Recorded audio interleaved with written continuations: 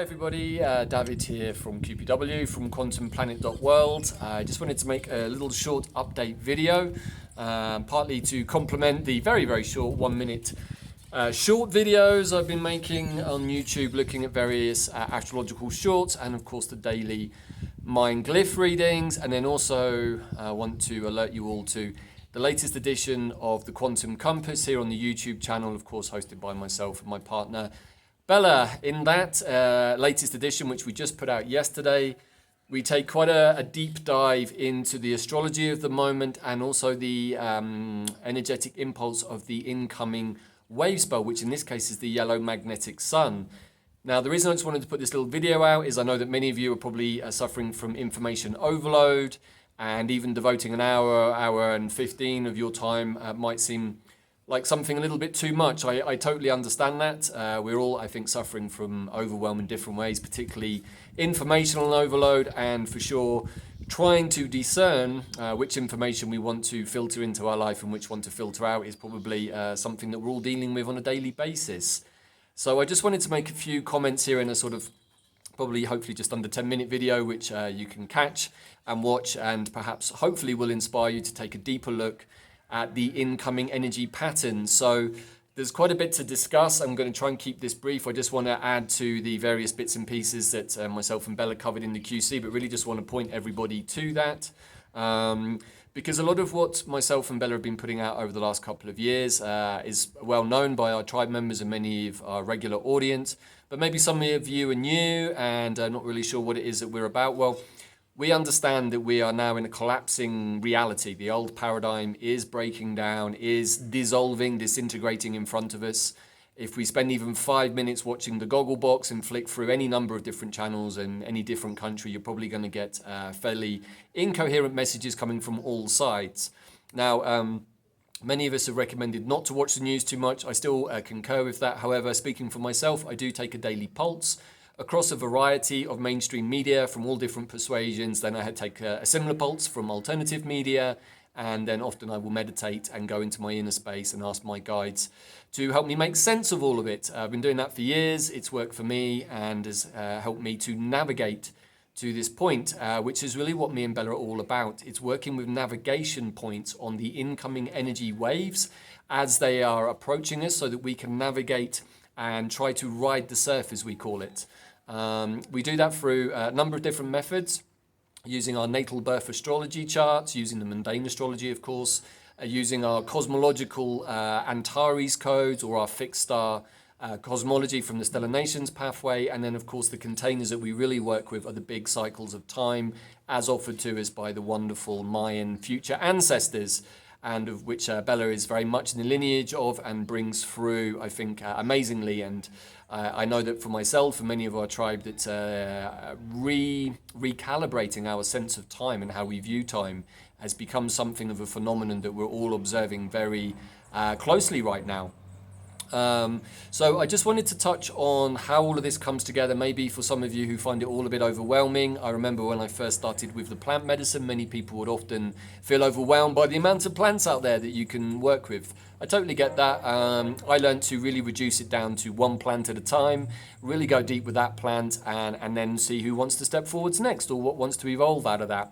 I would suggest the same with this, especially with the Mayan time.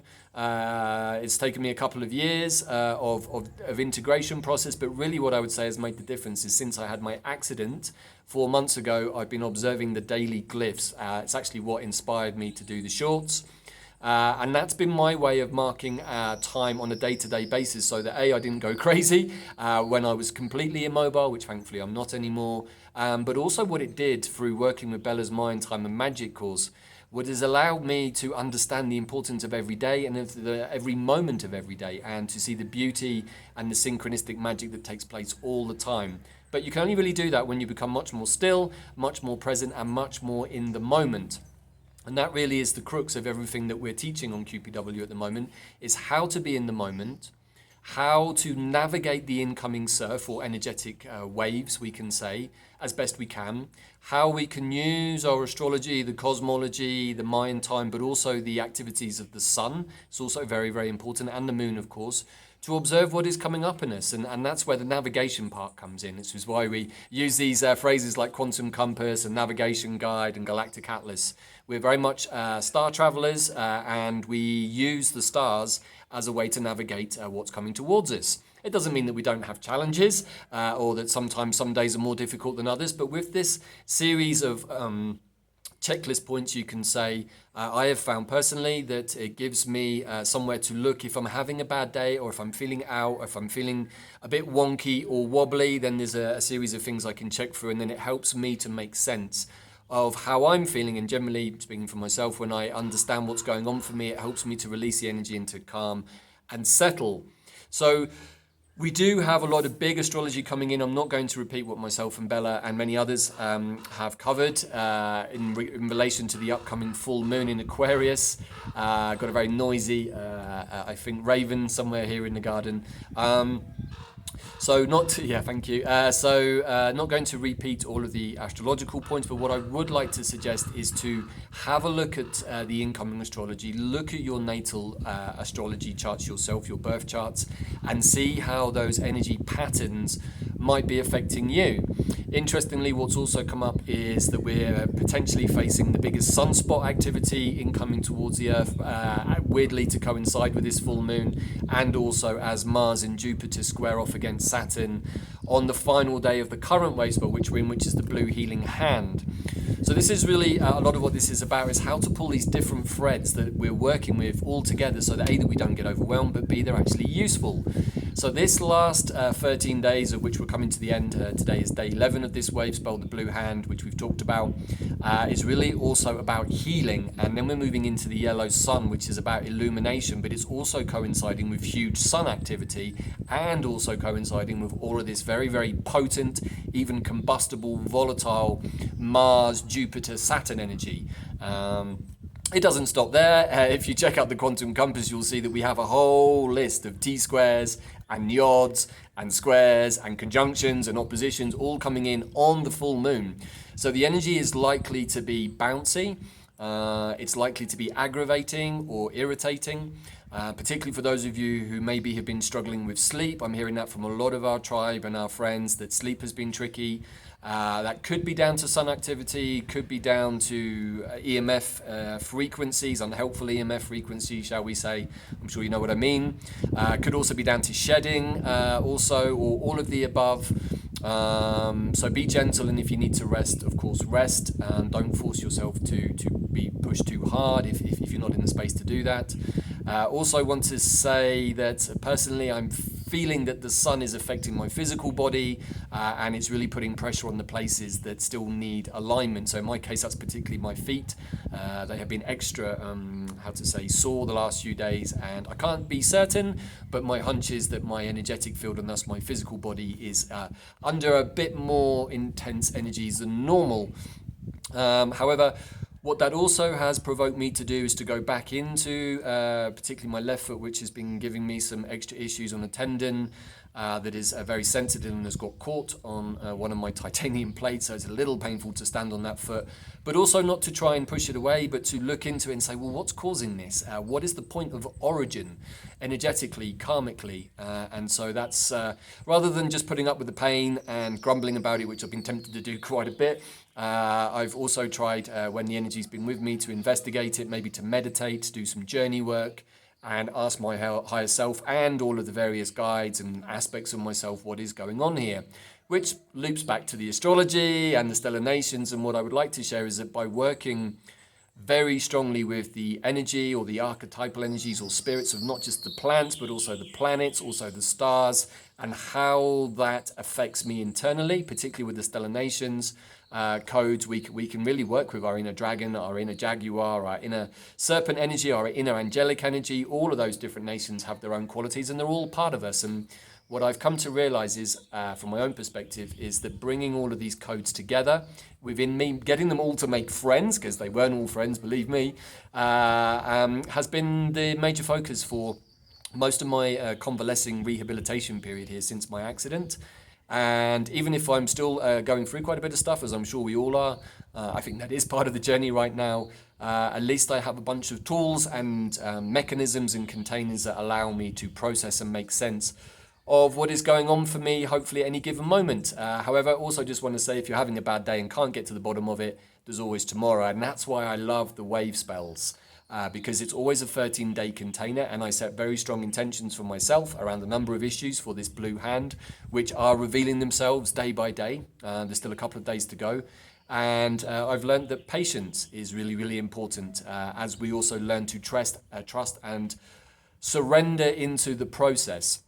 So look, there's plenty more I could say. Hopefully going to do a live call with our tribe on QPW. If you're not already a part of that, please do head over to quantumplanet.world and sign up. It's free. We have regular live calls to our tribe-wide group, but also into the various different courses that we've run, particularly the Mayan Time and Magic course that Bella put together, which has really not only changed my life, but everyone who's done it so far, as we look to reclaim time, repair time, and even recalibrate time, because it's become very clear to us that the time sequence that we call linear time, that we were taught at school, doesn't really stack up when you start to investigate it deeply at the energetic level.